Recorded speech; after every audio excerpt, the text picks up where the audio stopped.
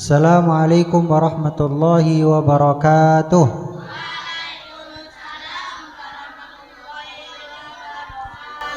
Bismillah walhamdulillah wassalatu wassalamu ala rasulillah wa ala alihi wa ashabihi wa man tabi'a risalatah. Subhanaka la ilma lana illa ma 'allamtana innaka antal alimul hakim. Rabbi shrah li sadri wa yassir li amri wahlul 'uqdatam min lisani yafqahu qawli, amma ba'd. Alhamdulillah, segala puji serta syukur kehadirat Allah Subhanahu wa taala, yang mana kita masih diberikan kenikmatan oleh Allah Subhanahu wa taala, nikmat sehat, nikmat kesehatan, kesempatan sehingga kita dapat berkumpul di tempat yang mulia ini dalam rangka mengkaji hadis-hadis Nabi sallallahu alaihi wasallam. Salawat beserta salam semoga tercurah limpahkan kepada baginda alam Nabi besar Muhammad sallallahu alaihi wasallam. Semoga selalu tercurah kepada beliau, para keluarganya, para sahabatnya, dan mudah-mudahan kita yang mengaku umatnya kelak mendapatkan syafaat di akhir nanti, amin ya rabbal alamin. Kemarin kita sudah jelaskan bahwasanya hadis ini memiliki nama lain, yaitu hadis Jibril dan hadis Ummul Hadis. Disebutkan bahwasanya hadis ini sebagai Ummul Hadis karena menghimpun pokok-pokok daripada syariat agama Islam.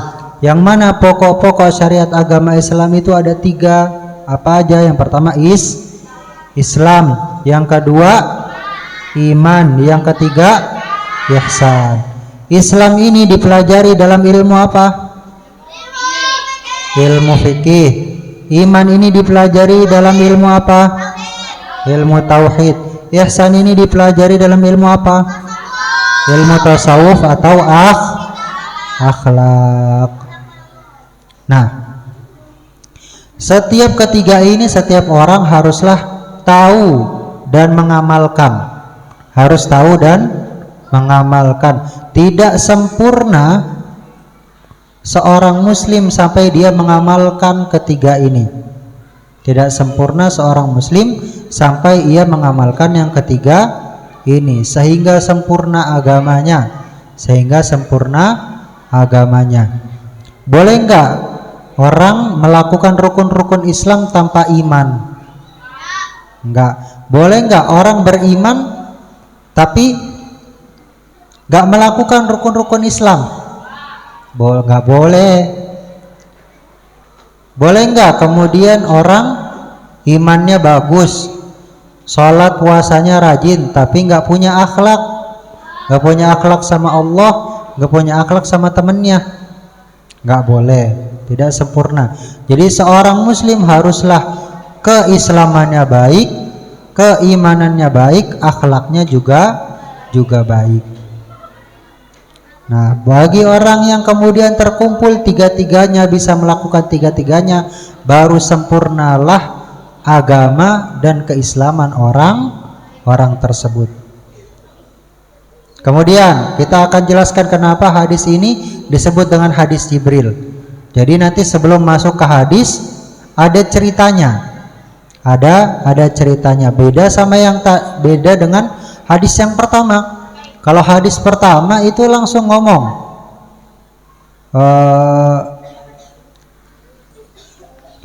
tentang niat, langsung ke intisari pembahasan. Tapi kalau yang hadis kedua ini ada ceritanya. Bagaimana ceritanya? Jadi diriwayatkan yang menceritakan ini adalah Sayyidina Umar. Yang menceritakan ini adalah Sayyidina Umar. Jadi suatu hari ketika Rasulullah bersama para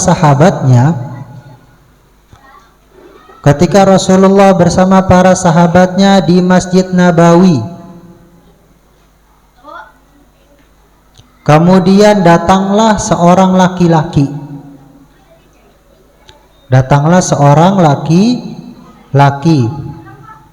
Laki-laki ini mengenakan pakaian serba putih. Rambutnya hitam. berkilau. Tidak ada tanda-tanda perjalanan pada tubuhnya. Juga penduduk Madinah tidak ada satupun dari mereka yang mengenali siapa orang ini. Kemudian ia duduk berhadap-hadapan dengan Rasul. Datang, duduk di hadapan Rasul, kemudian menempelkan lututnya dengan lutut Rasul. Menempelkan lututnya dengan lutut Rasul. Kemudian menaruh telapak tangannya di paha Rasul. Menaruh tangannya di paha Rasul. Kemudian bertanya kepada Rasulullah, "Ya Muhammad, akhbirni anil Islam." Wahai Muhammad, kabarkan kepadaku, beritahu aku apa itu Islam. Lalu dijawablah oleh Nabi Shallallahu Alaihi Wasallam, Islam adalah kamu bersaksi bahwasanya tiada Tuhan selain Allah dan Nabi Muhammad adalah orang utusan Allah.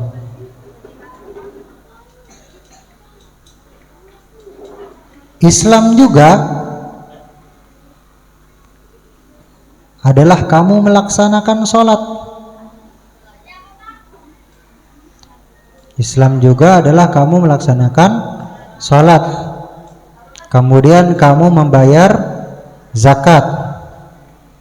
Dan kamu berpuasa di bulan Ramadan. Dan kamu menunaikan ibadah haji kalau kamu mampu. Lalu orang asing tersebut menjawab, sodakta, kamu benar. Kamu benar. Ini sesuatu yang asing sekali. Sesuatu yang asing sekali. Kalau ada orang nanya terus dia ngebenerin, itu aneh. Kayak saya contoh nanya sama Argana, Argana, rumah kamu di mana? Oh, rumah saya di Kota Bumi, Pak. Kamu bener. Aneh nggak kira-kira? Nanya, dia yang nanya, dia yang ngebenerin, dia yang tahu. Contoh Virus Masjid Al-Wusta di mana Virus? Keluar Sabilus Salam, belok kiri. Terus saya bilang benar. Kira-kira orang begitu nanya apa ngetes?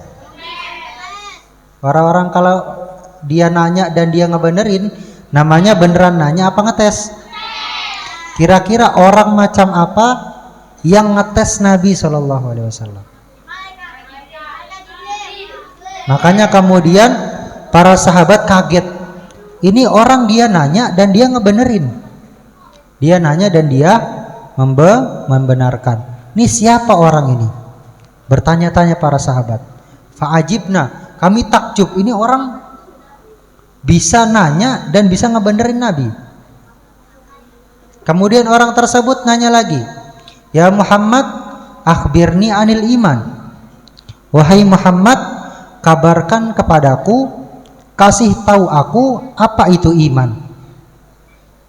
Lalu dijawab oleh Nabi Shallallahu Alaihi Wasallam, iman itu adalah kamu percaya kepada Allah, percaya kepada malaikat-malaikat Allah, percaya pada kitab-kitab Allah, percaya pada dan nabi yang diutus oleh Allah.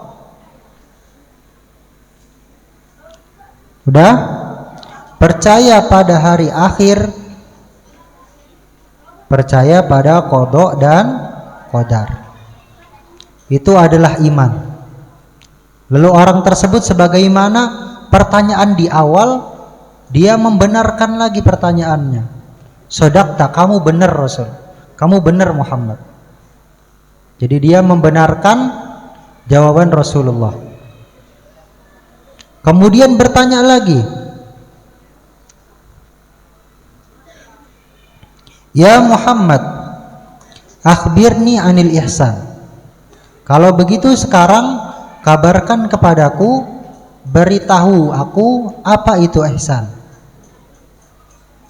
Lalu dijawab oleh Nabi SAW, anta abudallaha ka'annaka tarahu fa illam takun tarahu fa innahu yaraka. Kamu beribadah, kamu menyembah Allah Subhanahu wa taala dalam keseharianmu seolah-olah kamu menyaksikan Allah. Seolah-olah kamu menyaksikan Allah. Kalau kamu tidak mampu untuk menghadirkan Allah, kamu tidak mampu untuk membayangkan bahwasanya ketika kamu ibadah sedang melihat Allah, fa innahu yaraka, maka yakinlah bahwasanya setiap ibadahmu, setiap tingkah lakumu, setiap perbuatanmu itu selalu diawasi oleh Allah. Itu adalah ihsan. Jadi kita beribadah kepada Allah seolah-olah kita melihat Allah. Kalau nggak mampu untuk melakukan itu, menghadirkan Allah dalam ibadah kita, maka yakinlah ketika kita ibadah, kita sedang diawasi oleh Allah Subhanahu wa ta'ala. Kalau kita lagi belajar di kelas, lagi diawasi sama guru, di kelas ada gurunya, kira-kira masih bisa bercanda nggak? Berani bercanda nggak? Karena ngelihat guru. Tapi kalau gurunya nggak di kelas, tapi bu gurunya ngomong, selama ibu nggak di kelas, ada CCTV yang bakal selalu mantau kalian, yang bakal selalu ibu lihat lewat CCTV itu. Kira-kira masih bisa bercanda juga nggak? Enggak. Kenapa? Karena merasa diawasi. Begitu juga ketika kita beribadah kepada Allah Subhanahu wa ta'ala. Mustahil kalau kita merasa bahwasanya ketika kita ibadah kita menghadap kepada Allah, kita merasa melihat Allah, maka mustahil ketika kita bercanda, ketika kita beribadah kita bercanda, ketika kita beribadah kita main-main. Karena kalau kita saja di hadapan bapak dan ibu guru saja nggak berani bercanda, nggak berani main-main, bagaimana kalau kita di hadapan Allah Subhanahu wa ta'ala? Pak, susah ngebayangin ketika kita ibadah kita melihat Allah. Maka sadarlah bahwasanya setiap ibadah kita Allah tahu dan Allah mengawasi kita. Dan setiap apa yang kita lakukan pasti akan dimintakan pertanggungjawabannya oleh Allah Subhanahu wa ta'ala. Irfan ketika sholat nggak pernah khusyuk, ketika sholat bercanda mulu, Allah tahu. Dan nanti di akhirat bakal Allah balas. Kalau ibadahnya main-main, nanti nikmat di akhiratnya juga main-main. Kalau kita ibadahnya main-main, nikmat di akhiratnya juga main-main. Ketika kita beribadah seolah-olah kita ibadah, tapi cuma main-main aja. Nanti nikmat yang kita dapat di akhirat juga dimain-mainin. Nanti oleh Allah, orang-orang yang sering main-main ketika ibadah seolah-olah sama Allah pengen dimasukin ke surga. Udah seneng-seneng pengen masuk surga, tiba-tiba sama Allah dibelokin ke neraka. Karena ibadahnya main-main, karena ibadahnya ngeprank, hatinya gerakannya seolah-olah sholat, tapi pikirannya nggak fokus sama sholat, hatinya nggak fokus sama sholat, pikirannya kemana-mana, hatinya kemana-mana, maka nanti balasannya juga kemana-mana.